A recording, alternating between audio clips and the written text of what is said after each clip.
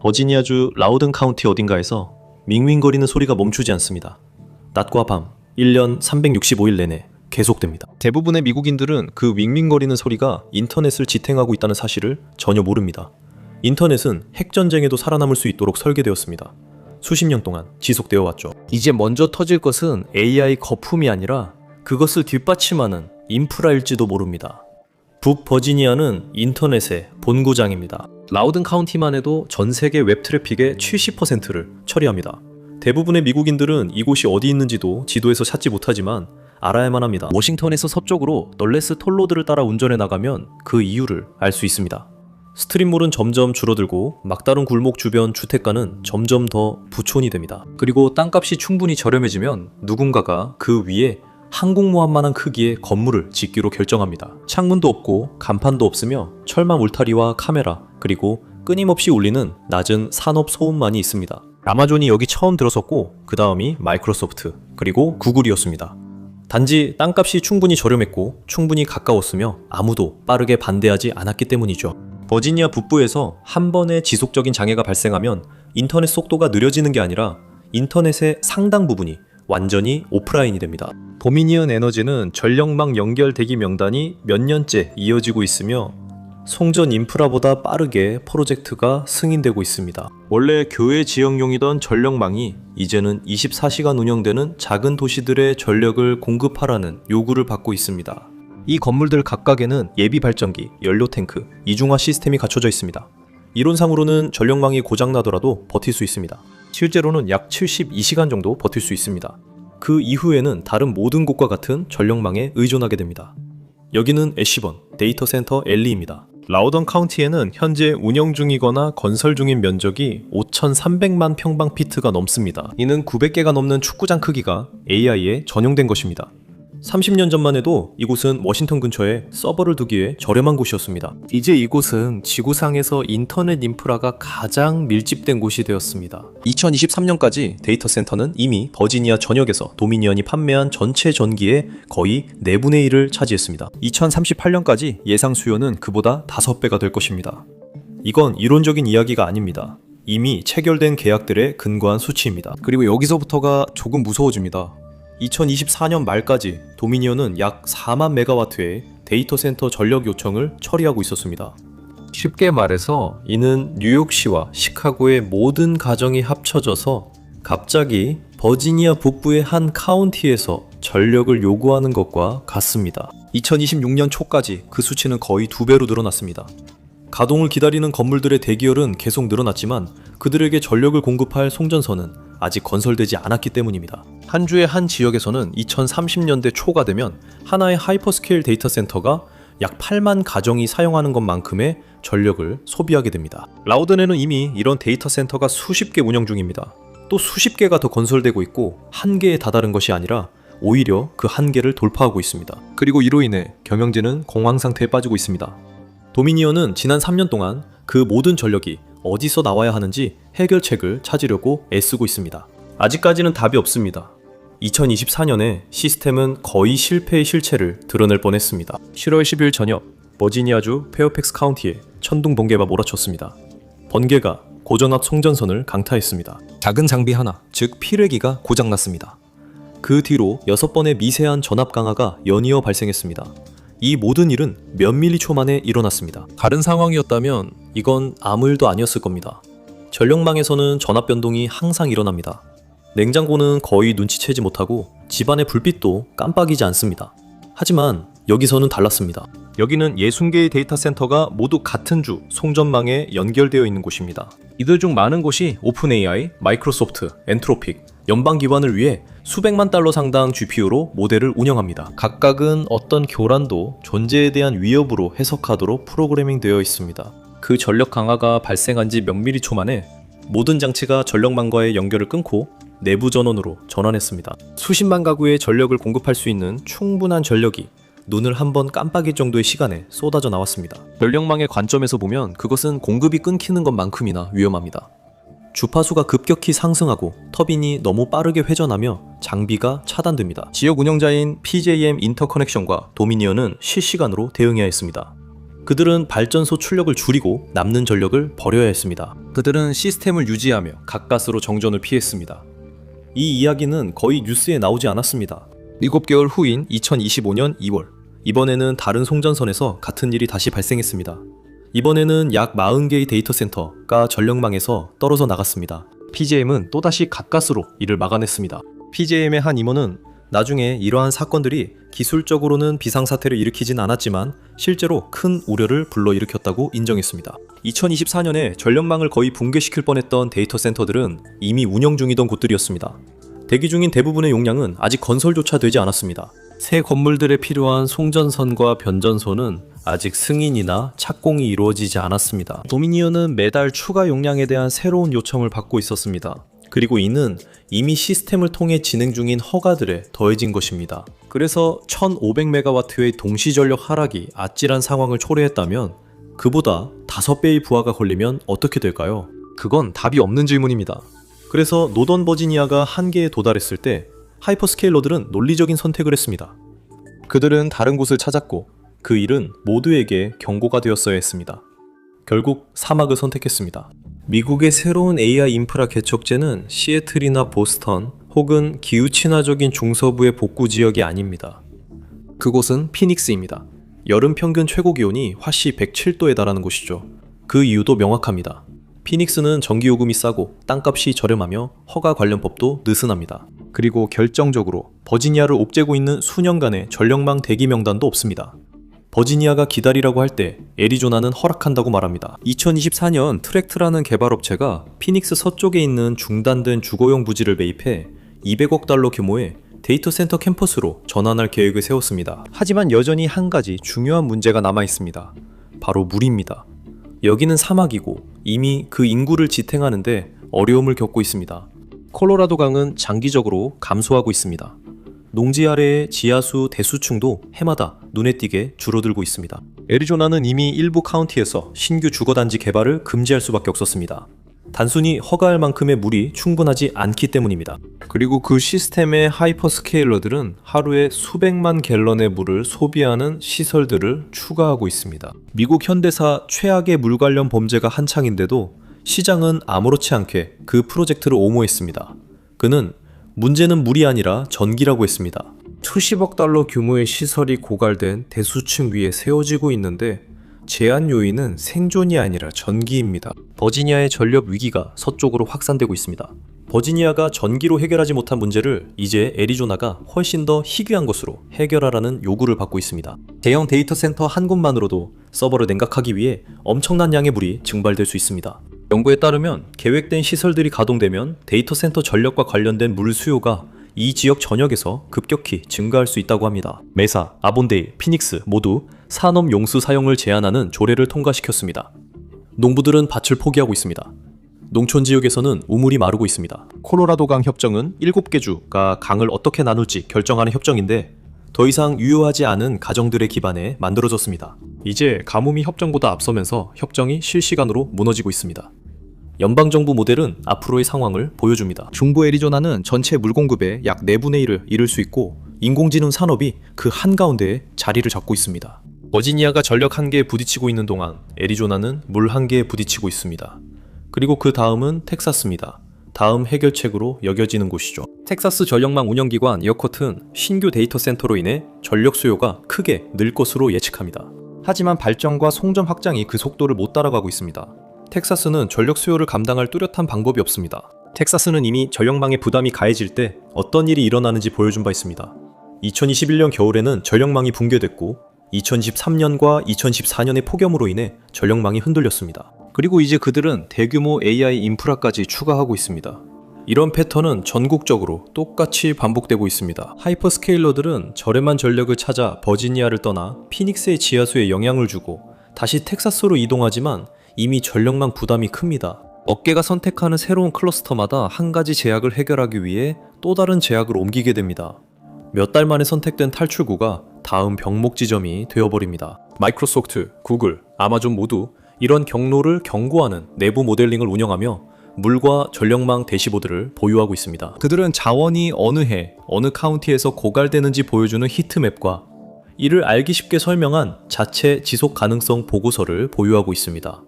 그럼에도 계속 돈을 씁니다. 그들에게는 실제로 브레이크를 밟는 것이 선택지가 아닙니다. 이 시점에서 물러난다면 그들의 주가가 폭락할 것입니다. 경쟁자가 쓰고 당신이 쓰지 않는 1달러마다 다시는 되찾지 못할 시장 점유율을 잃게 됩니다. 빅테크 기업들은 결국 딜레마에 빠지게 되었습니다. 모두가 속도를 늦추면 모두가 이기지만 아무도 먼저 눈을 감을 여유가 없습니다. 그래서 아무도 멈추지 않습니다. 그들은 모두 더 빠르고 크고 깊게 감당할 수 없는 사막 속으로 계속 건설합니다. 이것은 진정한 AI 군비 경쟁입니다. 이 지점에서 시스템은 더 이상 인프라 이야기가 아니라 금융 이야기가 되기 시작합니다. 이것이 데이터 센터가 무기인 군비 경쟁의 모습입니다. 하이퍼스케일러는 속도를 늦출 수 없습니다. 경쟁자가 그 틈을 메우기 때문입니다. 그래서 계속 나아갑니다. 2026년에 그 논리의 결과는 불가능해 보이는 숫자로 나타납니다. 미국 상위 5개 하이퍼스케일러들은 단 1년 동안 설비 투자에 6,500억에서 7,200억 달러를 쓸 예정입니다. 그것은 미국 국방 예산에 거의 맞먹는 수준입니다. 벨기에 전체 경제가 1년 동안 생산하는 것보다 많은 금액입니다. 그 돈의 약 3분의 2는 아직 존재하지 않는 전력과 물이 필요한 건물, 서버, 냉각 시스템에 직접 투입됩니다. 이건 집단적으로 멈추지 못하는 상태입니다. 아마존만 해도 2026년에 약 2천억 달러를 설비 투자에 투입하고 있습니다. 이는 이전 기록보다 거의 50%나 높은 수치입니다. 그리고 이런 의문이 생깁니다. 누가 이 기업들에게 1년에 7,500억 달러를 쓸 만큼 충분한 돈을 지불하고 있는 걸까요? 지금은 그리고 점점 더 아무도 없습니다. 클라우드 사업은 성장하고 있지만 그 지출은 현재의 수익과 연결되어 있지 않습니다. 그것은 예상되는 미래 수익에 연결되어 있습니다. 그리고 그 미래는 인프라가 충분히 오래 버텨서 그것을 뒷받침해줄 때만 존재합니다. 지출이 지갑 사정을 앞지르기 시작했습니다. 분석가들은 아마존이 2026년에 마이너스 잉여 현금 흐름을 기록할 수 있다고 추정합니다. 누구에게 묻느냐에 따라 170억에서 280억 달러 사이입니다. 다른 모델들은 메타의 잉여 현금 흐름이 90% 감소할 것으로 보여줍니다. 아마존은 이미 이 속도를 유지하기 위해 차입이나 증자를 통해 자금을 조달해야 할 수도 있다고 신호를 보냈습니다. 이것이 바로 경고 신호입니다. 그리고 아무도 공개적으로 이야기하고 싶어하지 않는 감가상각 일정에 맞춰서 차입을 하고 있습니다. 그 5 하이퍼스케일러들은 2030년까지 약 2조 달러에 달하는 AI 관련 자산을 재무 상태표에 반영할 것으로 예상되고 있습니다. AI 하드웨어는 연간 약 20% 정도로 빠르게 감가상각됩니다. 이들 기업은 10년이 끝날 무렵 연간 4천억 달러에 달하는 감가상각비를 부담하게 될 수도 있습니다. 감가상각비만으로도 매년 업계 전체의 현재 이익 기반과 맞먹는 수준이 됩니다. 그 계산이 성립하려면 AI 매출이 단순히 성장하는 것만으로는 부족합니다.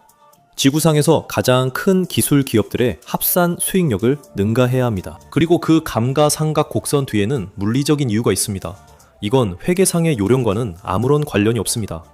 일반적인 서버렉은 약 10kW를 소모합니다. AI 클러스터는 100kW 이상 전력을 사용해 많은 열을 발생시킵니다. 라우던에 있는 창문 없는 건물들 안에서 칩들은 밀리초 단위로 대기 상태에서 최대 전력 상태로 전환됩니다. 그로 인해 실리콘, 납땜 접합부, 그리고 시스템을 구성하는 모든 부품에 기계적 스트레스가 발생합니다. 전통적인 하드웨어는 5년에서 7년 정도 사용할 수 있도록 설계됩니다. 하지만 AI 하드웨어는 훨씬 더 빠르게 고장에 가까워지고 있습니다. 이제 모든 렉에는 액체 냉각이 필수가 되었습니다. 복잡한 시스템이 냉각된 액체를 프로세서 위로 직접 순환시킵니다. 이러한 배관 시스템은 또 다른 위험을 가져옵니다. 가스켓 하나가 고장나거나 펌프 압력이 떨어지면 셧다운이 시작되기도 전에 수백만 달러짜리 렉이 망가질 수 있습니다. 미국은 항상 한계치로 작동하는 하드웨어 위에 글로벌 경제를 구축하고 있으며 이는 결코 안정적이지 않습니다. 그 내기는 단순합니다. 몇 년 내 AI 제품이 모든 것을 정당화할 만큼 수익을 낼 거라는 겁니다. 이 건물들이 저렴해 보일 정도로요. 하이퍼스케일러들은 재무제표가 튼튼하고 자본 조달과 변동성도 견딜 수 있습니다. 그 위에서 사업하는 회사들은 그럴 수 없습니다. 마이크로소프트 아주어, 아마존 웹 서비스, 구글 클라우드 플랫폼에서 훈련하는 스타트업들은 빅테크의 재무제표를 소모하는 것이 아닙니다. 그들은 벤처 자본을 태우고 있고 그건 시간 제한이 있다는 뜻입니다. 전력이 배급되거나 물이 할당되거나 대기열이 1년 더 밀릴 때 급여를 못 맞추는 건 아마존이 아닙니다. 도착하지 않는 컴퓨팅을 미리 결제한 스타트업입니다. 훈련 실행이 지연되고 제품 출시가 미뤄집니다. 다음 투자 라운드가 끊기면 회사는 속도를 늦추는 게 아니라 바로 죽습니다. 이런 문제는 스타트업만의 일이 아닙니다. 마이크로소프트는 800억 달러가 넘는 상업용 클라우드 백로그를 공개했습니다. 그건 이미 팔렸고 이미 계약된 수요지만 제공할 수 없는 상황입니다. 왜일까요? 전력이 부족하고 물도 할당할 수 없기 때문입니다. 인프라가 준비되지 않았습니다. 물리적인 시스템이 제공할 수 없습니다. 문제는 소프트웨어가 아니라 전선과 파이프입니다. 그리고 그 시스템의 격차는 예상치 못한 곳에서 드러납니다. 버지니아에서는 그 문제가 가정용 청구서에 나타납니다. 지난 10년 대부분 동안 버지니아 주민들은 이것이 자신들의 문제라는 사실을 전혀 몰랐습니다. 데이터 센터는 울타리로 둘러싸인 산업지대에 존재했습니다. 그들은 세금만 내고 거의 고용도 없었으며 조용히 지냈습니다. 그런데 청구서가 오기 시작했습니다. 전기 수요 면에서 여러 개의 새로운 도시와 맞먹는 것을 공짜로 지을 수는 없습니다. 누군가는 대가를 치러야 합니다. 그 말은 새로운 송전선, 새로운 변전소, 기존 주거지를 관통하는 새로운 고전압 회랑이 필요하다는 뜻입니다. 이 모든 것에 수십억 달러가 듭니다. 예전 요금 체계에서는 그 비용이 시스템의 모든 고객에게 분산되어 부과되었습니다. 가정, 학교, 병원, 소규모 사업체, 그리고 하이퍼스케일러들까지 모두 사용량에 비례해서 비용을 부담했습니다. 겉보기에는 공정해 보이지만 하이퍼스케일러들이 압도적인 수요를 이끌었다는 사실을 알게 되면 이야기가 달라집니다. 그리고 그들은 전체 비용의 일부만을 부담했습니다. 버지니아주 기업위원회는 2024년과 2025년의 수치를 분석했습니다. 그 예측 결과는 꽤 암울했습니다. 개입이 없었다면 버지니아의 가정용 전기요금은 매달 수십 달러씩 오를 예정이었습니다. 그 돈은 가정의 전력 수요와는 아무런 관련이 없었습니다. 그것은 모두 조 단위 기업들의 데이터 센터를 보조하는 데 관련된 것이었습니다. 이후 공개 청문회가 열렸고 주민들은 이에 반대했습니다. 빅테크 기업들은 자신들의 입장을 옹호하며 로비스트, 변호사, 홍보팀을 파견했습니다. 그들은 자신들의 경제적 기여가 현재의 요금 구조를 충분히 정당화한다고 주장했습니다. 하지만 지역 공무원들은 반대 의견을 내놓았습니다. 2025년 11월 수개월간의 청문회 끝에 도미니언은 이전에 한 번도 해본 적 없는 일을 승인받았습니다. 주 규제 당국은 공식적으로 GS5라고 불리는 완전히 새로운 요금 등급을 승인했습니다. 이 요금 등급은 하이퍼스케일 데이터 센터 고객이 프로젝트 인프라에 직접 자금을 지원하도록 특별히 설계됐습니다. 장기적인 약정과 수십억 달러에 달하는 초기 비용, 그리고 미국 최초의 고유한 보호 장치가 있었습니다. 이것은 주민들에게 승리가 될 것으로 예상되었습니다. 더 깊은 진실은 GSO 논쟁이 일어난 이유가 근본적인 수치들이 더 이상 감당할 수 없을 정도로 악화되었기 때문이라는 점입니다. 데이터 센터들이 이제 도미니언의 전력망에서 너무 많은 전력을 소비하게 되어 선택의 기로에 놓이게 되었습니다.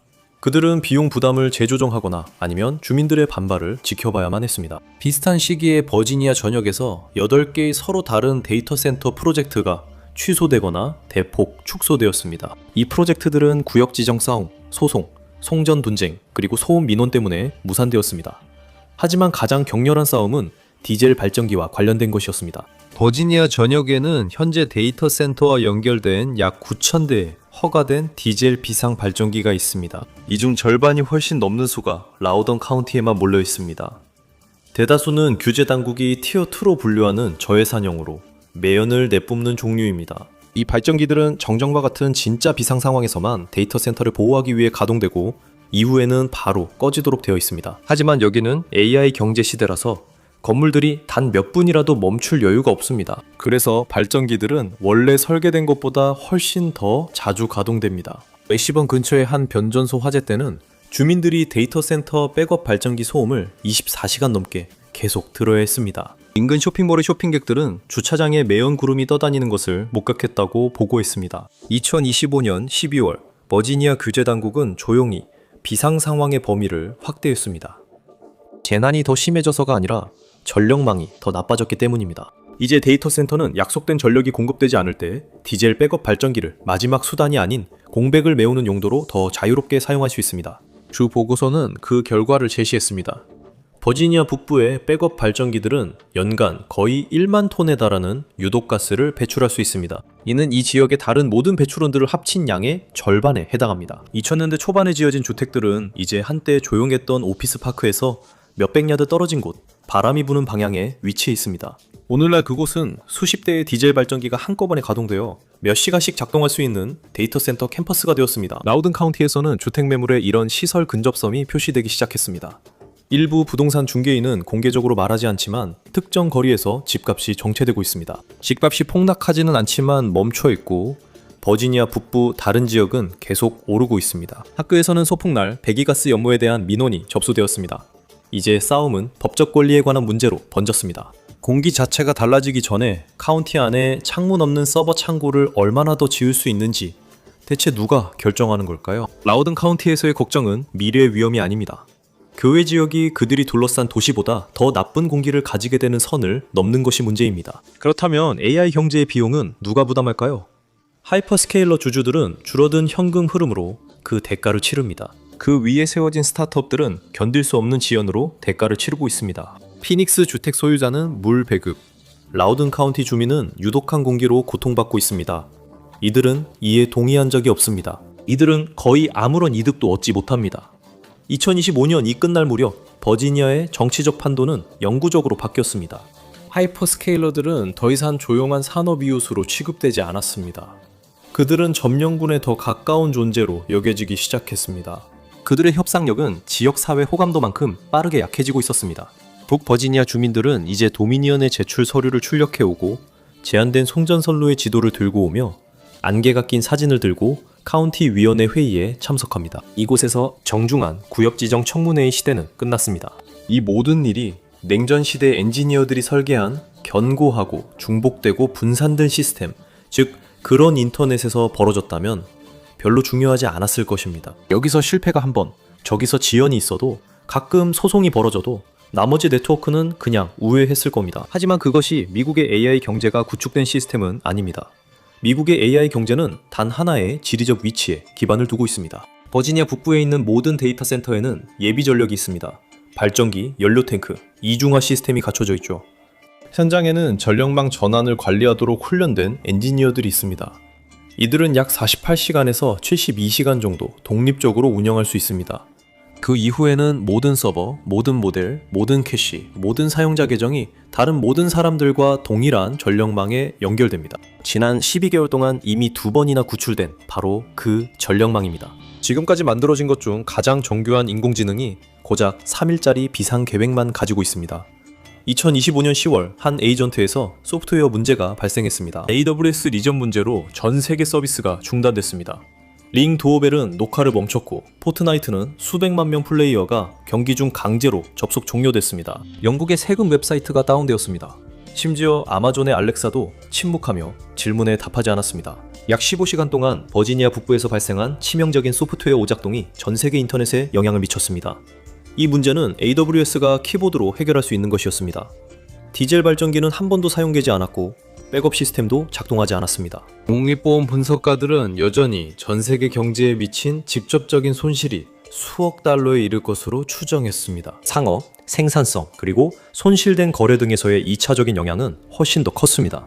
그리고 이제 원격으로 문제를 해결할 수 있는 능력마저 없어진다고 생각해보세요. 중요한 변전소에서 변압기 화재가 발생하면 대체 부품을 구하는데 몇 주가 걸릴 수 있습니다.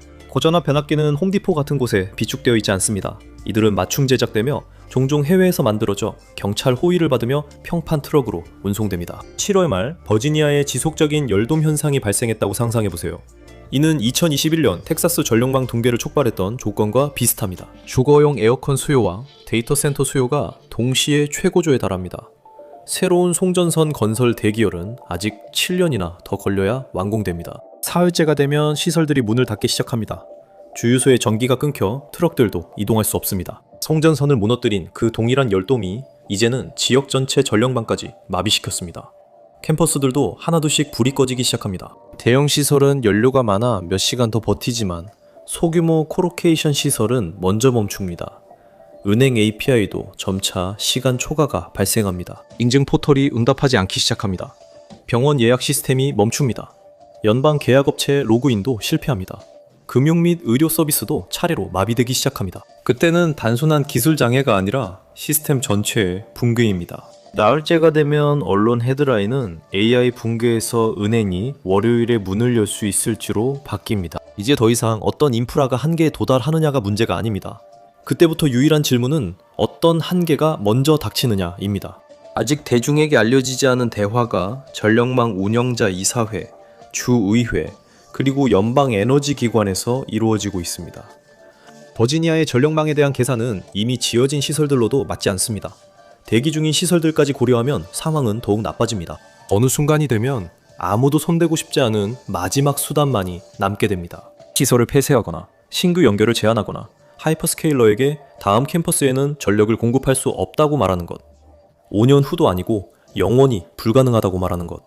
그런 대화가 곧 다가오고 있습니다. 전력망 운영자 도미니언, 일부 하이퍼스케일러들도 이를 알고 있습니다. 문제는 AI 구축이 완전히 멈추느냐가 아니라 그 멈춤을 우리가 관리할 수 있느냐, 아니면 전력망이 모두를 대신해서 결정을 내리느냐입니다. 그리고 그렇게 되면 얼마나 많은 디지털 세계가 무너질지입니다. PJM의 관제실 안에서 운영자들은 이미 2027년부터 2031년까지가 어떤 상황일지 알고 있습니다. 그들은 이제 3년 전만 해도 터무니없다고 여겨졌을 시나리오들을 매일 시뮬레이션하고 있습니다. 그들은 열돔 현상이 송전장애와 동시에 발생하는 상황을 모델링합니다. 2029년까지 버지니아 북부의 전력 수요는 현재의 약 2배가 될 것으로 예상됩니다. 새로운 송전 인프라는 여전히 도입되지 않을 것입니다. 내부 예측에 따르면 대략 2027년부터 2031년까지의 시기를 가리킵니다. 그 기간 동안 전력망은 물리적 구성 요소들이 감당할 수 있도록 설계된 것보다 더 많은 수요를 감당하게 될 것입니다.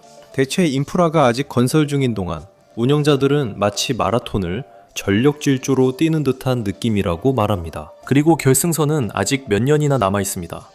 인터넷은 단일 장애로 인해 전체가 멈추지 않도록 설계되었습니다. AI 경제는 바로 그 실패를 중심으로 시스템을 재구축했습니다. 이것은 집중된 인프라입니다.